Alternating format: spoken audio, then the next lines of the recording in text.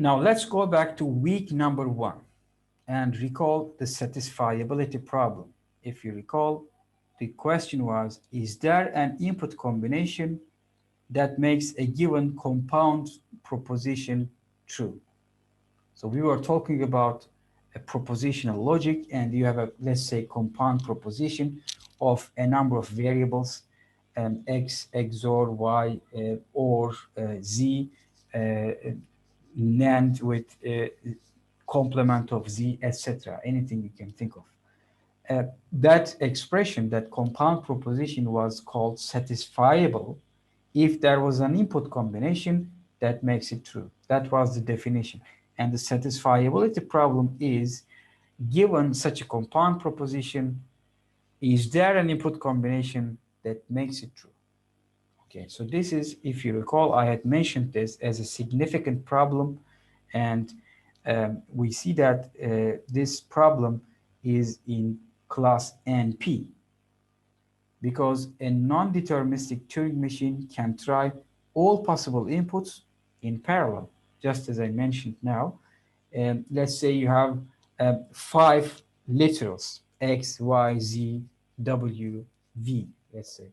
All possible inputs, you have 2 to the power 5, 32 possible inputs. So if you define for your current state and tape symbol, if you define 32 possible next configurations, next state and next tape symbol and direction, you can define 32 distinct paths possible in parallel, because that is possible when you define a non-deterministic Turing machine. Therefore, using such a structure, you can actually find the solution for any given compound proposition, because even if at least one of those 32 paths lead you to an accepting state, then you will say that yes, there is an input combination that makes this true. You don't need to find the combination, but that will tell you whether there is an input combination satisfying that or not. Okay, but that in real life corresponds to a brute force exhaustive search, right? A brute force exhaustive search across all possible inputs. And that is obviously big theta 2 to the power n, because if you have a compound proposition with respect to n different logical variables, x, y, z, w, v, etc., then you will have 2 to the power n distinct possible inputs. Okay, so this non-deterministic Turing machine solution in real life corresponds to one by one checking each of these inputs. Okay, and that is an exponential complexity. And unfortunately, we have no polynomial time algorithm that is known for satisfiability problem. Okay, and the satisfiability problem is said to be an NP-complete problem, and the definition is here. A problem is said to be NP-complete if a brute force search algorithm can solve it, and the correctness of each solution can be verified quickly. Okay, because if I tell you, okay, the combination 1 0 1 1 0 1 1 0 makes this expression true, you can just plug it in and see whether the output is true or not. That's simple enough. So it can be verified quickly. Okay, and but you have to find the actual solution, you need a brute force search algorithm. And the solution to the problem can be used to obtain solutions to other problems in the same complexity class, which we call class NPC, NP-complete. Okay, so these are the NP-complete class of algorithms, and there are lists of such problems, and there are also methods to convert one to the other, so that if you have a solution to one, you will also have a solution to the others. There are famous NP-complete problems, such as traveling salesman problem, or some graph problems.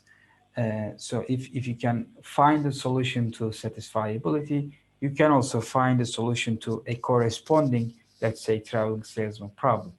Of course, we are not going to go into that detail, but this is what we mean by NP-completeness.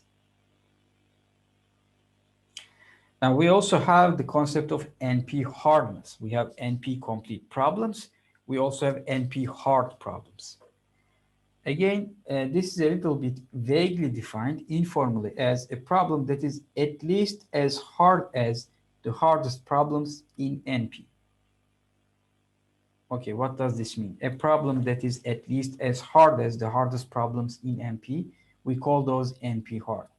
More precisely, we say a problem H is NP hard if every problem in NP can be reduced to H in polynomial time.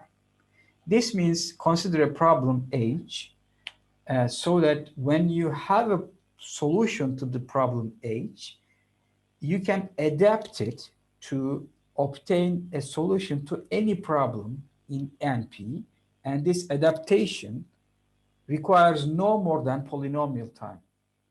Okay, so you can translate this problem efficiently into a problem, or rather, you can translate any problem in NP efficiently into this problem, so that when you have a solution to that problem, you will also have a solution to your original NP problem. Okay, so that's how we define NP hard problems, and these are usually very difficult problems that we do not have efficient algorithms. So what do we do when we encounter such a problem? Of course, we do not give up. There are methods to handle such cases. When a problem is proven to be NP hard, and yes, you can prove algorithms to be NP complete, to be NP hard, etc. That's a mathematical methodology. If that is the case, we often use heuristic methods or randomized algorithms. Of course, heuristics produce approximate and suboptimal solutions, and randomized algorithms, there are mainly two types of randomized algorithms. One is what we call a Las Vegas algorithm, and this type of randomized algorithm, they produce correct results, but its runtime can be arbitrarily large. However, on the expected value, the runtime is finite, but it can run indefinitely for certain inputs. So on the average, it's going to conclude, but for certain inputs, there is a risk of going indefinitely. So a quick sort is in this class because when you select the pivot element, that you will separate your sequence into two.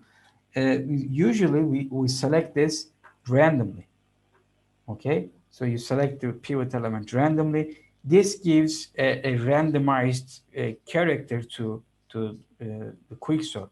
So this is in a class of Las Vegas algorithms. Obviously, with quicksort, we do not have the problem of having an indefinite runtime, but by definition, it is a randomized Las Vegas algorithm.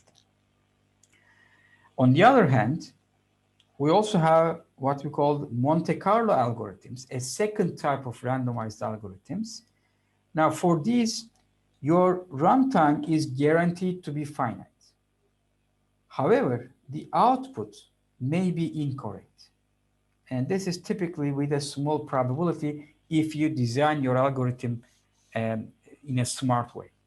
Okay, so for instance, your runtime is limited by design because you try something in a probabilistic way, but you write your code so that beyond a certain number of iterations, it will give up. If you do not find the solution in a certain number of trials, your algorithm will give up. In this case, of course, your runtime will be finite. However, your result probably will be incorrect or approximate, let's say.